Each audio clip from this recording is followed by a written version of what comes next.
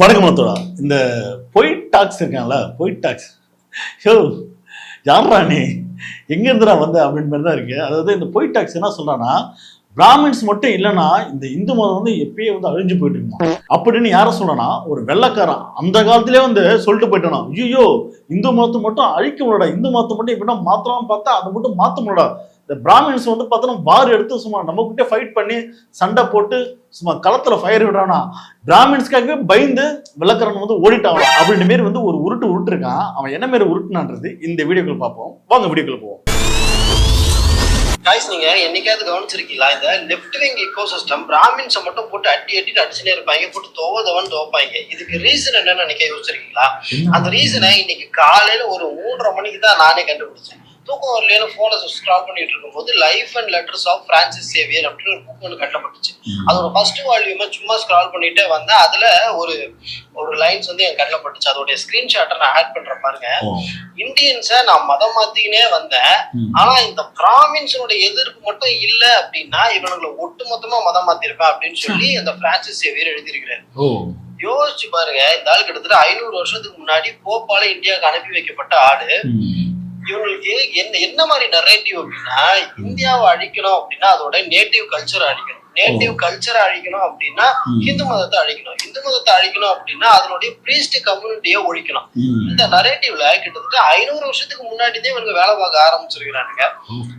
இதே பேட்டர்ன்ல தான் பேகரின மக்களை கொண்டானுங்க, சிலுவை போர்ல ஏகப்பட்ட மக்களை கொண்டானுங்க, எல்லா நிலத்திலயும் இருக்கக்கூடிய நேட்டிவ் பீப்புள்ஸ், அமெரிக்கால இருக்கக்கூடிய ரெட் இண்டியன்ஸை கொண்டானுங்க. இப்ப அதே பேட்டர்ன்ல தான் இங்க இந்தியாவில இவங்க ஒர்க் பண்ணிட்டு இருக்கானுங்க. இப்ப அதே பேட்டர்ன்ல தான் ஒர்க் பண்ணிட்டு இருக்காங்களாம். எத்தனை வருஷமா ஒர்க் பண்ணிட்டு இருப்பாங்க. அதாவது இந்து மதத்தை வந்து அழிச்சிருவாங்க அப்படின்னு ஒருத்தன் சொல்றானா, தயவு செய்து அவனை வந்து நம்பாதீங்க. நம்ம விஜய் சேதுபதி பார்த்தா ஒரு மேடையில வந்து பேசிருப்பாப்புல, சாமியை வந்து அழிச்சிருவாங்க அப்படின்னு எவனோ ஒருத்தன் சொல்றானா, தயவு செய்து அவங்க கூட போகாதீங்க. அவன் வந்து மோசமான மதவெறி பிடிச்சவன். சாமியும் கடவுளையும் அது வந்து அழிக்க முடியாது, அது தன்னைத்தானே பாதுகாத்துக்கும். இந்த மாதிரி வந்து அழிஞ்சிரும் ஒளிஞ்சிரும் இப்படி வந்து கட்டுக்கதை விடுறாங்கல்ல, டேய் அதாவது வரலாறு எடுத்து பண்ண, அதாவது வரலாறுல ஒரு மதம் வந்து அழிஞ்சுதான் வந்து சரித்திரம் இல்லை. அதாவது அந்த மதம் வந்து வெல்கம் பண்ணக்கூடிய மதம், அதாவது எல்லாரையும் நேசிக்கக்கூடிய ஒரு மதம், அன்பு கருணை வந்து செலுத்தக்கூடிய ஒரு மதமா இருந்தா அது கண்டிப்பா அந்த மதம் ஒருபோதும் அழியாது. அதே மதவெறி தூண்டு விதமா இல்லைன்னா வந்து மக்கள் வந்து ஏற்றத்தாழ்வா பார்க்கக்கூடிய எந்த ஒரு மதமா இருந்தாலும் அதை வந்து அழிச்சு ஒழிக்கிறது வந்து தப்பே இல்லை. ஆனா இவன் சொல்றான் அப்பவே வந்து அழிக்க பிளான் போட்டாங்க அப்படின்னு சொல்லி ஒரு உருட்டு விட்டுக்கிறான். அதுக்கப்புறம் அவன் சொல்றான்,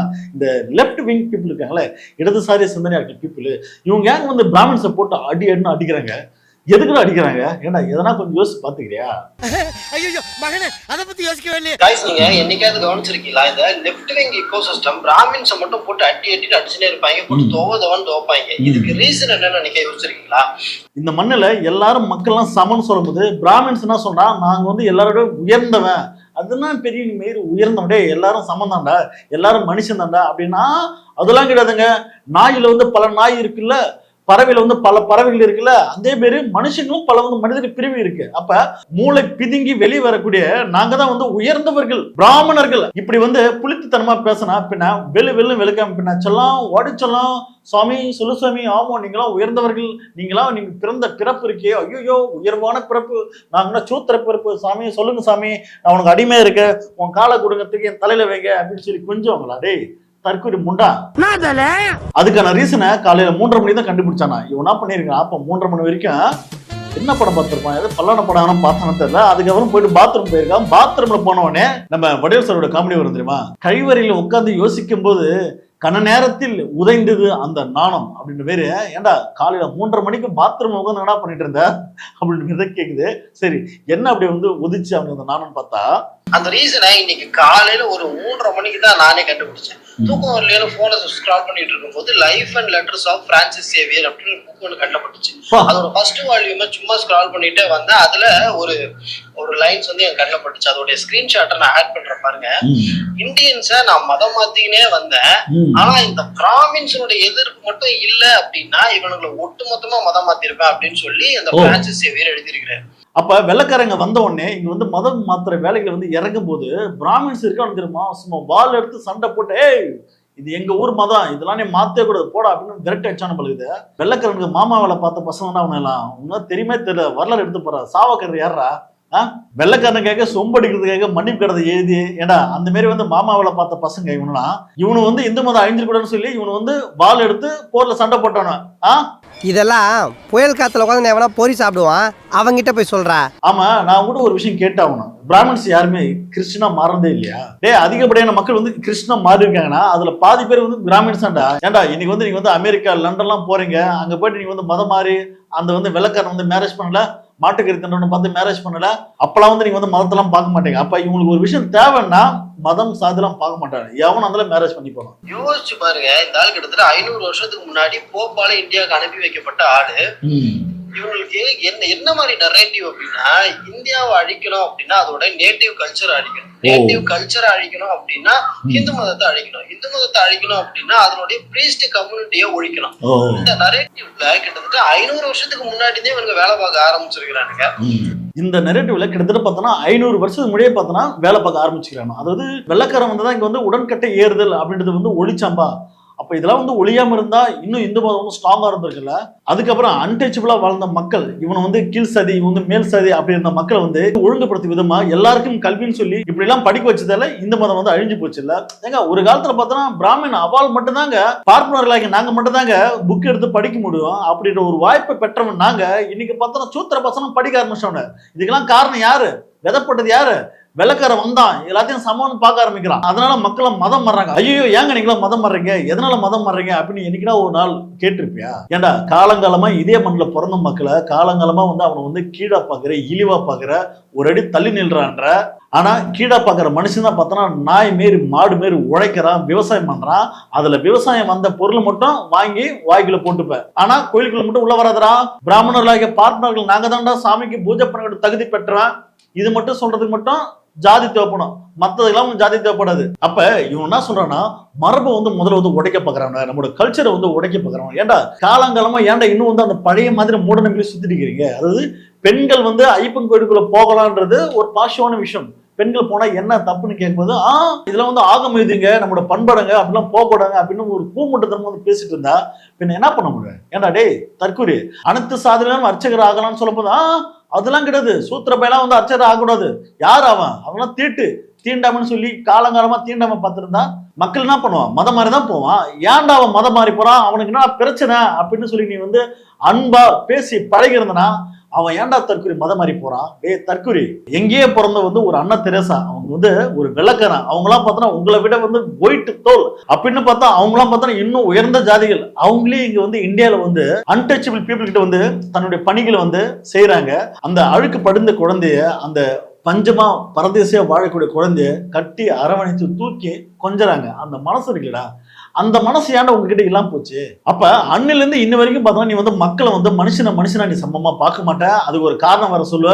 இல்லைங்க நான் ஏன் தள்ளி நிக்க சொல்றேன்னா இதெல்லாம் நோய் வந்து டிராவல் ஆகும். ஏன்டா தற்கொலை மக்கள்லாம் சமமா வாழ்டான்னு சொன்னா இதுக்கெல்லாம் வந்து ஒரு புண்ணாக்க கதை, புராண கதைன்னு சொல்லி எதனா வந்து மக்களை ஏமாத்திக்கிட்டு இன்ன வரைக்கும் வந்து நீங்க வந்து ஓலா கதை ஓட்டிட்டு இருக்கீங்கன்னா ஏன்டா அப்புறம் வந்து மக்கள் உங்களுக்கு வந்து கல்ட்டு அடிப்பவங்க மாட்டாங்களா?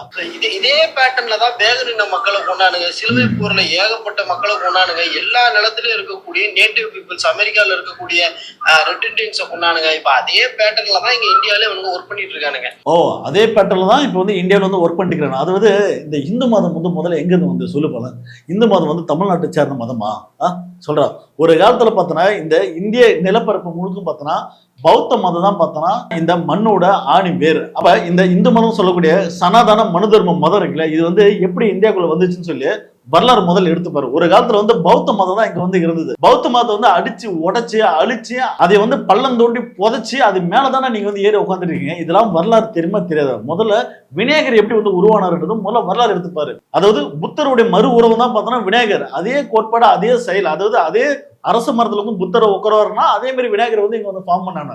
அது மட்டும் இல்லாம பௌத்த மதத்தை வணங்கியிருந்த மக்களை இவங்க கொடுமைப்படுத்தி கட்டாயப்படுத்தி மதம் மாத்தணும். அதாவது இன்னைக்கு வந்து கிறிஸ்டின் மதம் மாத்திர மாதிரிலாம் அப்படிலாம் கிடையாது. கிறிஸ்டின் மதம் பார்த்தோன்னா தன்னுடைய வந்து உண்மைகள் சொல்றாங்க. வாங்க இங்க வந்து பெனிஃபிட் நிறைய இருக்கு, நாங்க வந்து பாதுகாப்பா இருப்பேன், சப்போர்ட்டா இருப்பேன், நீங்க வாங்க அங்க வந்து எதுக்கு தீண்டாமல் வாழ்றீங்க, இந்த மதத்துல பார்த்தோன்னா அந்த மாதிரி ஒரு தீண்டாமை எதுவுமே இல்லை, வாங்க இங்க வந்து வாழுங்க அப்படின்னு இங்க வந்து போதிக்கிறாங்க. ஆனா மனு தர்மம் சொல்லக்கூடிய இந்த மதம் இருக்குல்ல, ஒரு காலத்துல ஒன்ஸ் அப்பான டைம் பார்த்தோன்னா அந்த பௌத்த மதத்துல இருந்து இந்த மதம் மாறாதவங்களை எவ்வளவு கொடுமைப்படுத்தணும் தெரியுமா? அதாவது இந்த கழுமரம் எட்டுதுன்னு சொல்லுவாங்க. அதாவது ஒரு பெரிய வுட்டு அந்த மரத்தால செஞ்சு ஷார்ப்பா இருக்கும். அது பென்சில் மாதிரி பார்த்தா அப்படியே ஷார்ப்பா இருக்கு. மதம் மாற மாட்டேன்னு எவனா சொன்னானா அவனை தூக்கிட்டு வந்து அந்த வுட்ல அப்படியே சொருவி விட்டுறணும். அதாவது பின்பக்கம் வழியா சொருவி வாய் வழியா அந்த கட்டை வெளியே வந்துடும். இந்த செய்தியை பார்த்தனா ஒட்டுமொத்த மக்கள்கிட்ட போய் சொல்லி பயத்தை ஏற்படுத்தி மதம் மாத்தன கும்பல் தான் இந்த மனு தர்மம், சான்ஸ்கிருதம், பார்ப்பன கும்பல்ன்றது. இது வரலாறு. அன்னிலிருந்து இன்னி வரைக்கும் பார்த்தனா இவன் உள்ள மதத்துல இருக்கிற குறைபாடுகளை பத்தி இவனுக்கு பேச மாட்டானா, அதை வந்து மாத்திக்க மாட்டானா. ஏன்னா அது வந்து மாத்திட்டா நான் வந்து உயர்ந்த ஜாதியா இருக்கிறது வந்து மாறின இல்ல. ஏங்க நான் வந்து பிறக்கும் போதே பார்த்தனா உயர்ந்த ஜாதியா பிறந்து வந்தவங்க,